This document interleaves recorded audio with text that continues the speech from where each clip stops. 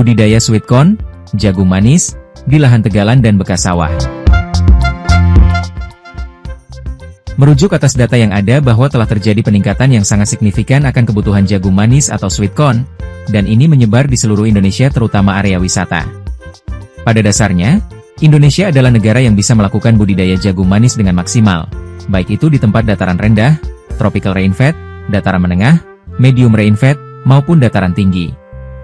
High tropical rainfed, jenis dari jagung manis, yang saat ini beredar, mulai dari jenis dent atau gigi kuda, dan mutiara atau flint, atau kombinasi dari kedua jenis ini. Pada dasarnya, jenis jagung manis, adalah keadaan yang pada awalnya tidak dikehendaki. Hal ini adanya mutasi gen resesif yang menjadi dominan. Gen resesif ini telah melambatkan perubahan dari gula menjadi pati. Terjadi pada tahapan pertumbuhan reproduksi, yaitu dent, daub, dan micline. Secara umum jagung manis, akan menghasilkan buah yang berasa manis apabila sudah mencapai hari yang kelima hingga hari ke-15. Temperatur atau suhu terbaik bagi jagung manis adalah berkisar 21 hingga 27 derajat Celcius. Selama periode pertumbuhan, baik vegetatif maupun reproduktif, nutrisi, atau pupuk, terutama N, P dan K tercukupi, selain hara makro sekunder dan hara mikro. Teknis budidaya jagung manis, secara umum tidak begitu berlainan dengan jagung pakan ternak. Antara lain, 1. Persiapan lahan. Pengolahan tanah dilakukan dengan minimum tillage, bisa di area bekas sawah, tegalan dan boleh dibuat bedengan, apabila lokasi tanam berisiko genangan air. Diusahakan tanah di lokasi penanaman struktur gembur dan bertekstur remah, bersih dari sisa tanam. Lakukan pemeriksaan kadar keasaman tanah, apabila pH tanah asam, maka sebaiknya diberi kapur dolomit, yaitu 1 ton per ha untuk menaikkan 1 skala pH meter. 2. Pemilihan benih unggul dan berkualitas. Pastikan memilih benih jagung hibrida, yang telah bersertifikat dan tidak kadaluarsa, dan disesuaikan dengan lokasi penanaman dan peruntukannya. 3. Perlakuan benih, atau seed treatment.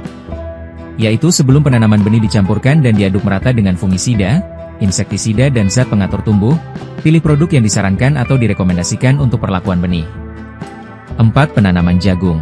Ditugal dengan jarak tanam 75 x 25 cm, dengan arah barisan utara-selatan. Sebaiknya 1 benih per lubang tanam. Kalau menggunakan 2 benih per lubang tanam, maka jarak tanamnya adalah 80 x 30 cm.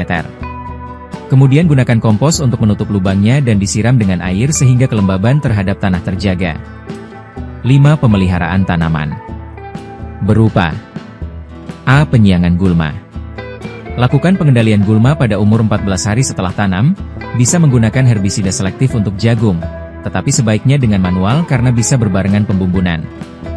B. Pembumbunan, yaitu menutup akar tunjang dengan tanah agar bisa berubah fungsi menjadi akar adventif untuk pengisian biji. C. Pemangkasan daun bagian bawah. Pada umur 60 hari setelah tanam di dataran rendah dan umur 65 hari setelah tanam di dataran tinggi dilakukan pemangkasan daun bagian bawah, terutama yang terkulai sebanyak 6-8 daun, pada bagian bawah tongkol jagung. D. Pemupukan. Dalam hal ini dilakukan 2 kali pemupukan, dengan kombinasi pupuk urea dengan pupuk NPK Triple 15.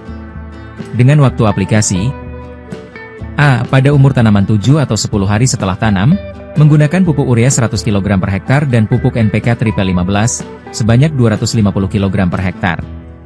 B. Pada umur tanaman 30 atau 35 hari setelah tanam, menggunakan pupuk urea 100 kg per hektar dan pupuk NPK Triple 15, sebanyak 250 kg per hektar. Aplikasi diberikan dengan cara, ditaburkan di perakaran aktif tanaman. Saat musim penghujan aplikasi pupuk dengan cara ditugal berjarak 5-20 cm dari batang.